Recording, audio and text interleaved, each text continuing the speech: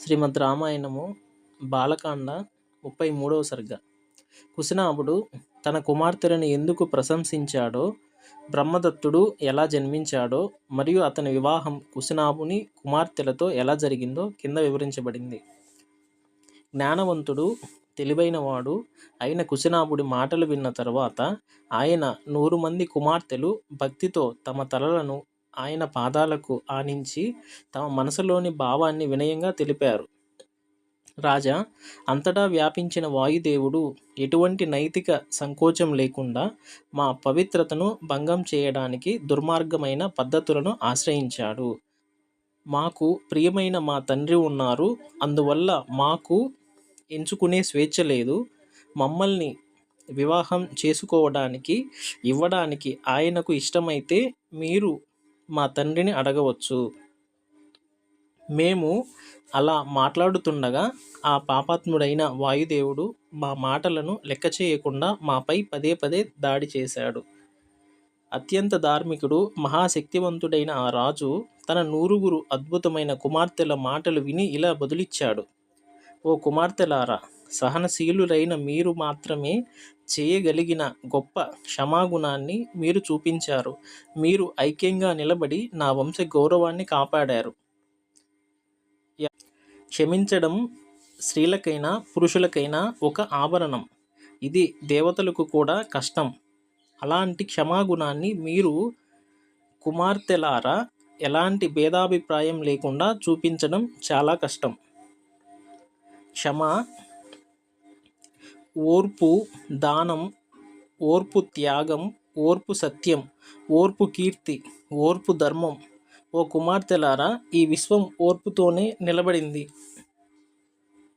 ఓ రామ, తన కుమార్తెలను పంపిన తరువాత దేవతల శక్తిని కలిగిన సలహా ఇవ్వడంలో నిష్ణాతుడైన ఆ రాజు సరైన సమయం, ప్రదేశంలో తన కుమార్తెల వివాహానికి తగిన వ్యక్తిని గురించి తన మంత్రులతో చర్చించాడు. ఆ సమయంలో బ్రహ్మచర్యం పాటిస్తూ బ్రహ్మజ్ఞానం కోసం తపస్సు చేస్తున్న చూలి అనే గొప్ప సద్గుణ సంపన్నుడైన ఒక ఋషి ఉన్నాడు.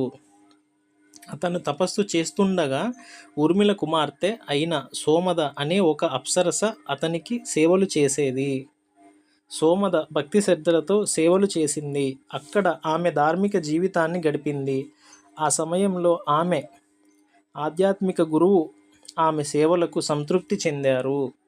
కాలక్రమేణా ఆమె సేవలు ఫలించినప్పుడు మహర్షి చూలి ఆమెతో ఇలా అన్నాడు. నేను నీపై సంతోషించాను. నేను నీకు ఏ వరం ఇవ్వాలి? నీకు శ్రేయస్సు కలుగుగాక. ఆ ముని సంతృప్తి చెందినట్లు గ్రహించిన వాక్చాతుర్యం కలిగిన ఆ గంధర్వి అమితానందంతో మధురమైన స్వరంతో మునితో ఇలా పలికింది. గొప్ప తపస్సు, బ్రాహ్మణ తేజస్సుతో బ్రహ్మలా కనిపిస్తున్నారు. ఓ ధర్మాత్మ, నాకు బ్రాహ్మణ తపస్సు గల ఒక కుమారుడు కావాలి. మా నాయన, నాకు భర్త లేడు. నేను ఎవ్వరికీ భార్యను కాదు. నేను మీ శరణు కోరినందున మీరు మీ తపోశక్తితో నాకు ఒక కుమారుడిని ప్రసాదించడానికి సమర్థులు. ఆమెపై ప్రసన్నుడైన మహర్షి చూలి తన మనస్సులోని సంకల్పంతో బ్రహ్మదత్తుడిగా ప్రసిద్ధి చెందిన ఒక ఉత్తమమైన కుమారుడిని ఆమెకు ప్రసాదించాడు. అప్పుడు సోమద కుమారుడు బ్రహ్మదత్తుడు అనే రాజు స్వర్గంలో ఇంద్రుడిలా కాంపిల్య నగరంలో గొప్ప ఐశ్వర్యంతో జీవించాడు. ఓ రామ, అప్పుడు మహాధర్మాత్ముడైన కుశనాభ మహారాజు తన 100 కుమార్తెలను బ్రహ్మదత్తుడికి ఇచ్చి వివాహం చేయాలని నిశ్చయించుకున్నాడు. భూమికి అధిపతి మహాశక్తివంతుడైన కుశనాభ మహారాజు బ్రహ్మదత్తుడిని ఆహ్వానించి అత్యంత సంతోషంతో తన 100 కుమార్తెలను అతనికి ఇచ్చి వివాహం చేశాడు. రఘువంశపు రామ, ఇంద్రుడిని పోలిన ఆ బ్రహ్మదత్తుడు వరుస క్రమంలో ఆ కన్యల చేతులు అందుకున్నాడు. ఆ తరువాత కేవలం అతని చేతి స్పర్శతో 100 కుమార్తెల వంకర నడుములు సరిచేయబడ్డాయి. వారు దుఃఖం నుండి విముక్తులయ్యారు. వారు గొప్ప సౌందర్యాన్ని పొందారు. వాయుదేవుడు కలిగించిన వైకల్యం నుండి తమ కుమార్తెలు విముక్తులైనారు. చూసి కుశనాభ మహారాజు ఎంతో ఆనందించాడు. ఆయన ఆనంద తరంగాలను